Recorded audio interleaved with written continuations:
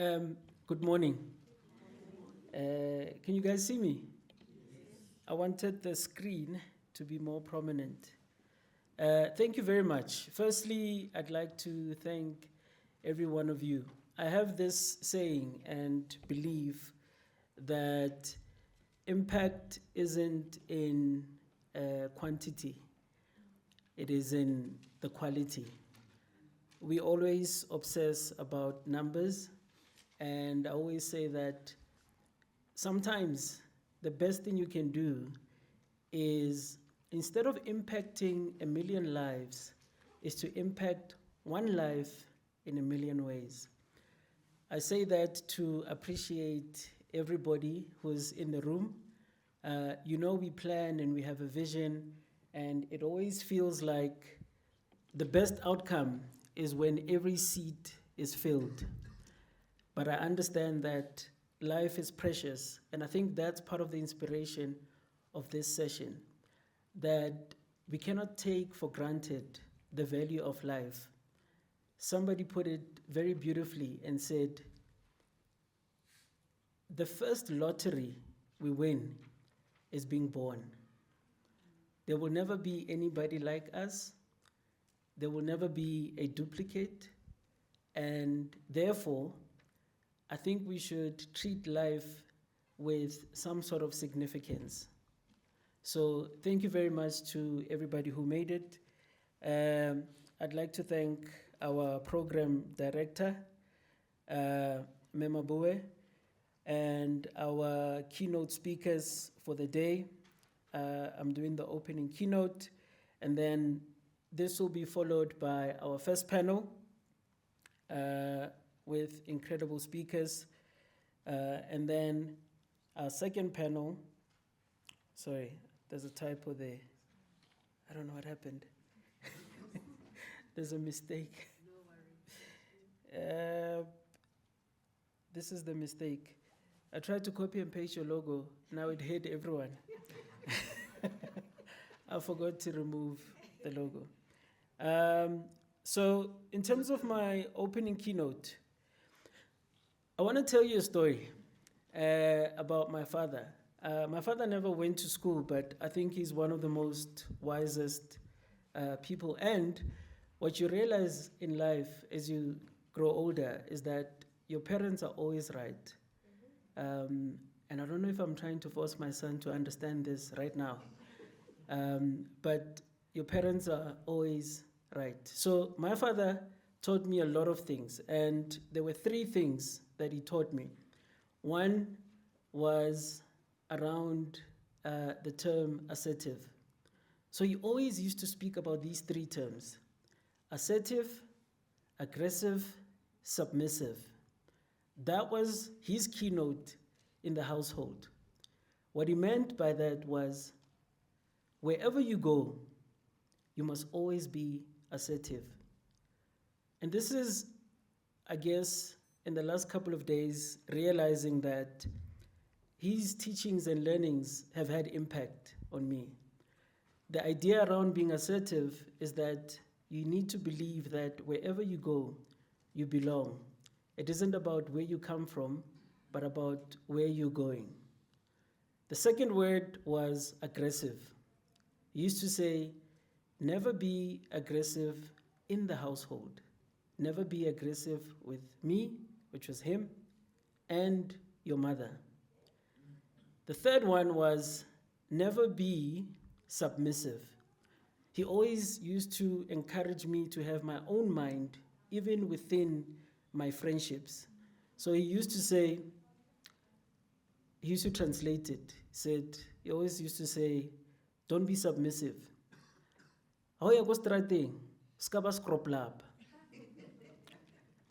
What he meant was that if my idea for the day was to, when I leave the gate, I'm turning left. If my friends are saying, let's go right, I shouldn't go right. I should always maintain the integrity of my plans. There's the fourth lesson that he always said, and when you're younger, it makes perfect sense. And then when you get older, life hits you in the face. it gets complicated. He always used to say, Bogosi, you must never be a stepfather. Because adults always know the complications. Even though he didn't explain, there was something to it. I want to do something that isn't my forte. I want to tell a joke. What I'm going to start with is the punchline. And then I'm going to tell the story, right? I'm going to give you the punchline. After telling the story, when I get to the punchline, obviously you have to laugh. But, we're talking about education and we have to accommodate everyone. So if you don't get the joke, I'll give you a signal. When I do this, just start rolling on the floor. So here's the punchline. Even though my father said I should never be a stepfather, I think I'm destined to be a stepfather. I'll tell you a story about this number 11. There's a great significance to this number. Firstly, I failed my grade 11.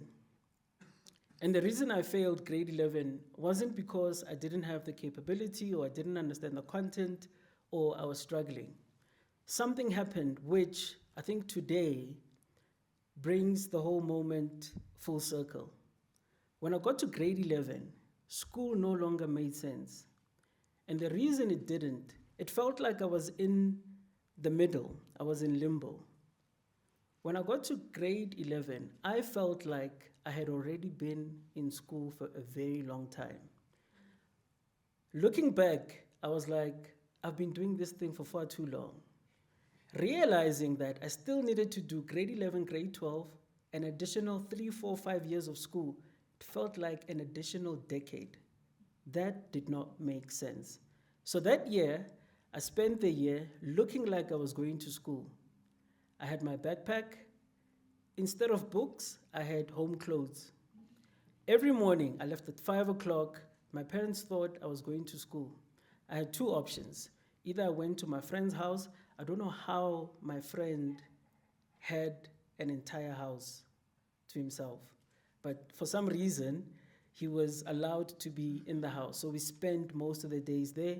On other occasions, I would actually go to school. So next to the school, there was a mall. I would go in there, change my clothes, and then I would play games the whole day.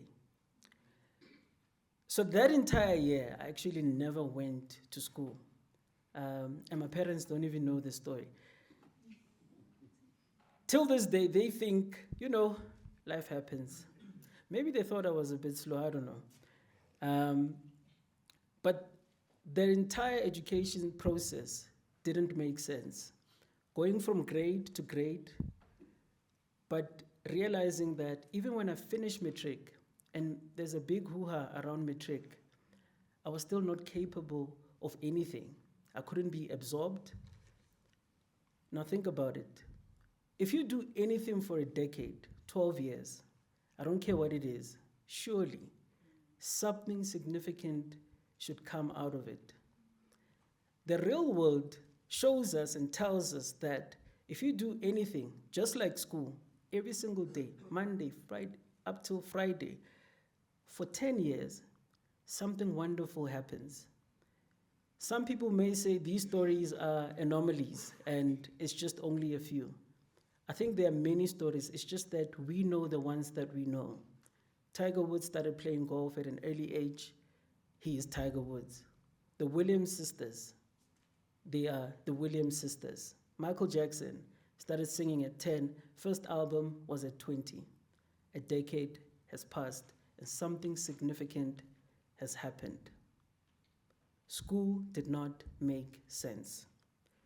The second story around this number 11, my son is 11. There's a thing that's happening where when he's inside the school, he's incapable. He's not enough. There's something wrong. But when I take him into the real world, which school says they're preparing him for, he thrives. Because I live with him full time as a single father, I needed to make sense of this thing and make it easier. Before, I started living with him, I used to see us as separate entities. There was him, there was me, there was work, there was school. When it became better was when I integrated everything into one. So that meant he became part of my work.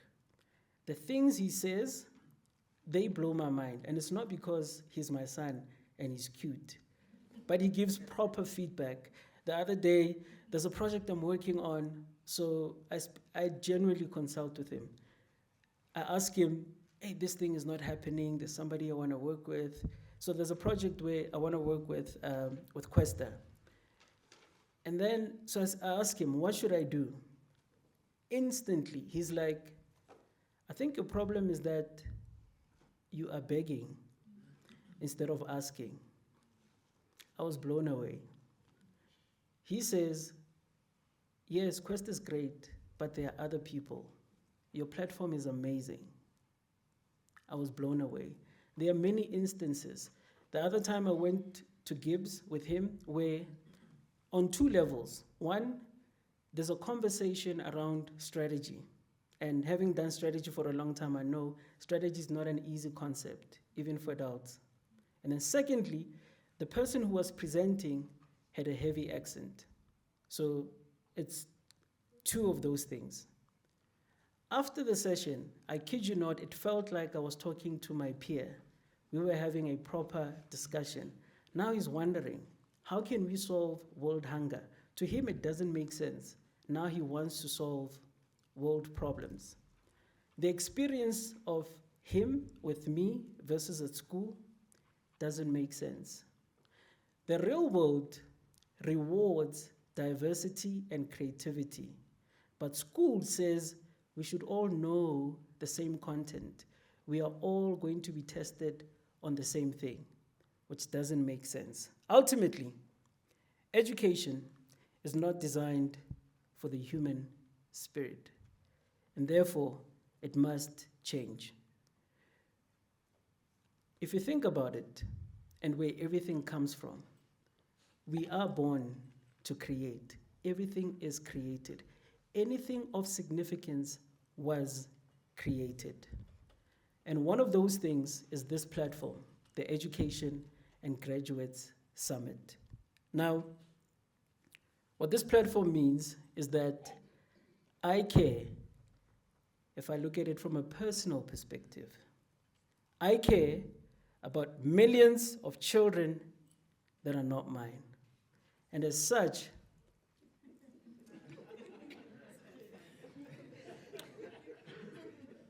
okay, maybe in that corner.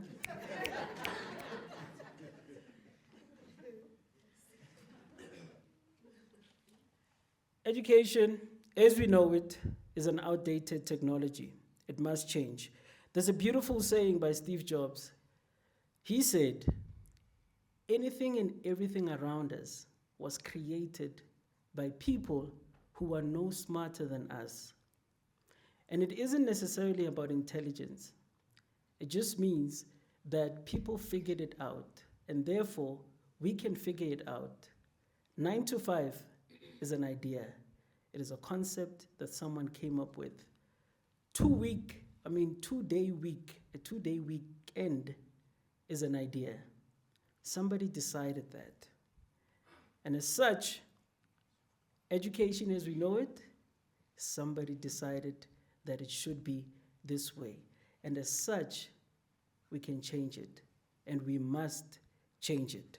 And this isn't just a tweak, a complete overhaul. Every time I talk about a complete overhaul, the feedback I get is, you need to be realistic. And I think that's a problem. Will Smith says, what is the point of being realistic? And he makes a very practical example. He says, almost everything we have, it's just that we get used to it, is unrealistic. He says, imagine taking a metal sheet. Take a metal sheet, you bend it, and then you enclose it, and then you put people inside, and you make them fly over oceans. That does not make sense, and yet we fly every day. It's just that we take it for granted because it feels normal. The industry I'm in, advertising and marketing, has taught me that we can create new things, that we can transform and we can change. For example, when it comes to new, are you guys familiar with the people on the screen? You know them. The reason you know them is that somebody created something new. This came from the platform called Class Act. I don't know how many of you are familiar with it. I'll give you context. Class Act is an idea that came from the problem that Amstel was trying to solve for. So Amstel, their proposition, their idea is that their product is slow brewed, extra matured. So how do you bring that to life? How do you prove that there's value in their product being slow brewed and extra matured? Then comes the idea, Class Act. Class Act says, we're going to take raw talent, people that you have never seen before. We want to take them through the process of slow brewing, week in, week out. Each week they're given a task. And today we have amazing talent that we would have never known. My industry has taught me that we can create new things. We can also transform things that exist. I had the pleasure of working with Ricky Rick on the African Bank campaign. May his soul rest in peace. If you know African Bank, it's a brand that there was a time where if you work at Standard Bank or ABSA or Nedbank, Lord have mercy, you will not even think about passing by African Bank. People wouldn't think about going for products, financial services products at African Bank. But we did the work. Similar to why and how we are here today, the industry has taught me you can solve anything. If you do the work, you do strategy, or you do research, and then you do strategy, and then you ideate. The work that came out of the African Bank to transform it, I think is personally one of my best work, where even internally, people talk about this idea called audacity to believe. It's something that has inculcated a belief from the inside out. This is the TV commercial that came out of it, but there was the idea that transformed the texture and the DNA of African Bank. Today, African Bank is attracting talent from all the existing banks.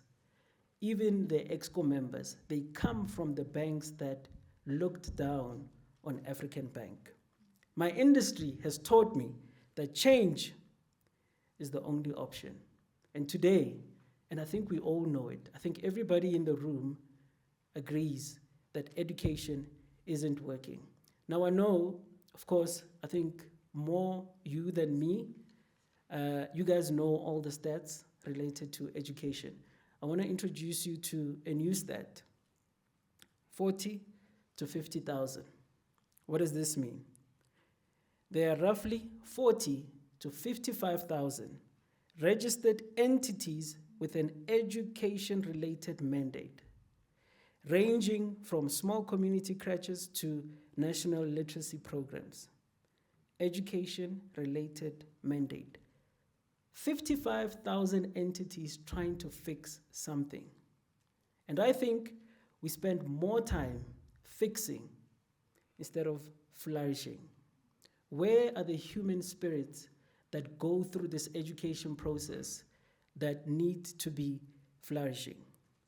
My point of view is that there's actually no saving our current education in its current form. We need a complete overhaul.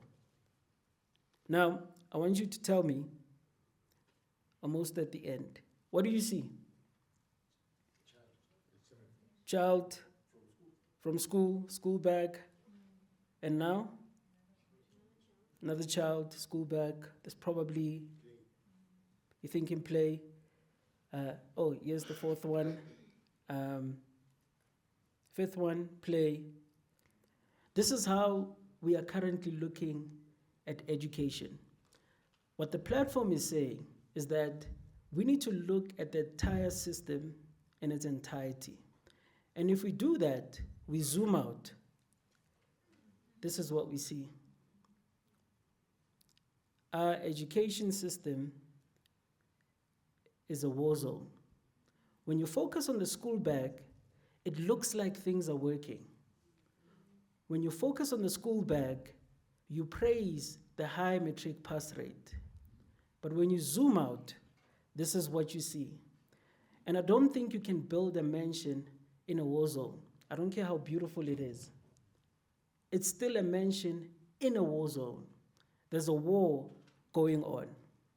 For emphasis, it must be overhauled, which is why our vision is to make South Africa's education a global benchmark. The only challenge is, what will it take to achieve world-class standards? Again, I'm inspired by my industry. You know, a lot of people, they take for granted that, you know, we study marketing and they're like, yeah, it's not engineering, you know. There is so much value that comes from being able to solve problems. I've learned that. And even when a brief is difficult, when you don't know whether you're gonna turn left or right, there's always a solution. We just have to find it. And as a country, we know how to be the best in the world. In any category, we know how to perform on global stages. From a sporting perspective, I don't even need to mention this. Even if you go back in time, we know how to be the best in the world, which is why I believe we can do it. So, how do we go from this? These kids, I don't know what your interpretation of the images are, or of the image.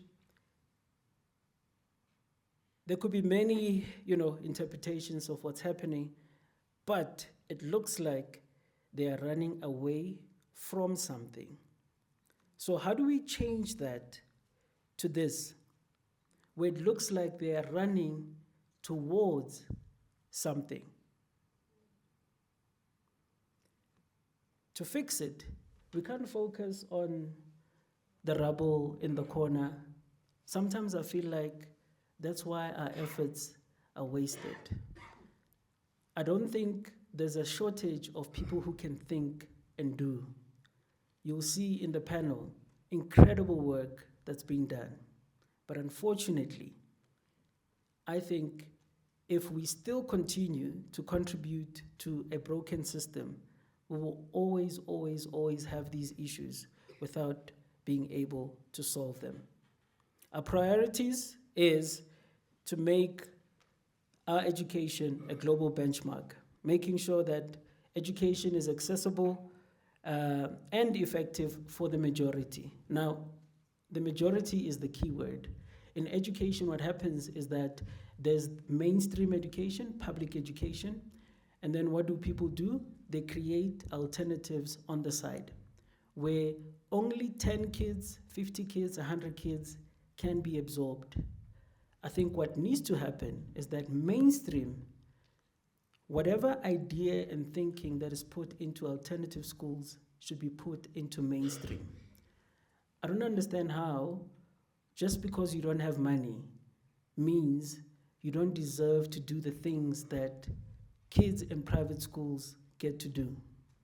That to me does not make any sense. Education that's relevant to life.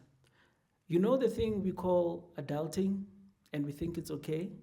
I think it's everything that we were never taught. We get taught everything else except what we should really know. Adulting is not normal. It doesn't make sense. And quality education, again, my industry has taught me. Steve Jobs said it takes the amount of effort to create an ugly laptop as much as it does to create a beautiful one. There's no reason for things to be ugly in anything, especially in education. The reason we talk about complete overhaul being the best is deliberate. Elon Musk speaks about creating life on Mars. Now, if you look at Mars, it is impossible, but that's not the point. The point is the pursuit of trying to create life on Mars. That's the magic. Even at a basic level, if two people decide to walk, one says, I will walk from here to Midrand, and the other one says, I will walk from here to Hammanskraal. The one who goes to Hammanskraal will learn more, will figure out things more, and will discover a lot of things. So, I say, today we are meeting here at SA's biggest and most significant workshop, and the idea of big, this adjective of big, again, isn't the numbers. It's about the people in the room. It's more about representation of the value chain, of the education value chain. And the significant part is about what we're trying to achieve. I'm inspired by our industry, the things that we're able to do, and I know it is possible that we can create new, we can transform, and we can change. Next, what we're trying to do is, because we're saying it needs to transform, then the question is how? We need to visualize it. What we're planning to do is put together the most progressive education summit. The idea of the summit is that it needs to be the most progressive, forward-thinking space where we are not just having conversations. Today is a day for conversations. At the summit, it's about showcasing solutions and ideas that shift the needle. The workshop thus forms a strong foundation upon which the summit can fly.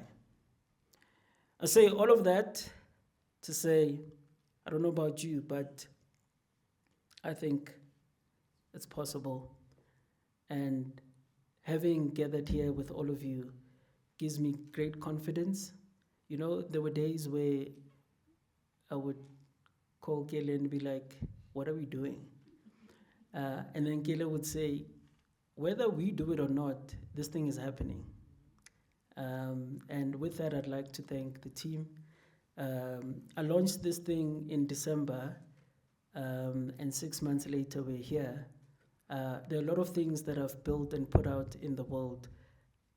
I don't know how to explain this. There's something about this platform where people just came and said, we'd like to help. And I think everybody in the room feels that way. I'd like to thank everybody from the team, and my hope is that we don't give up and we think about the human spirit. Thank you.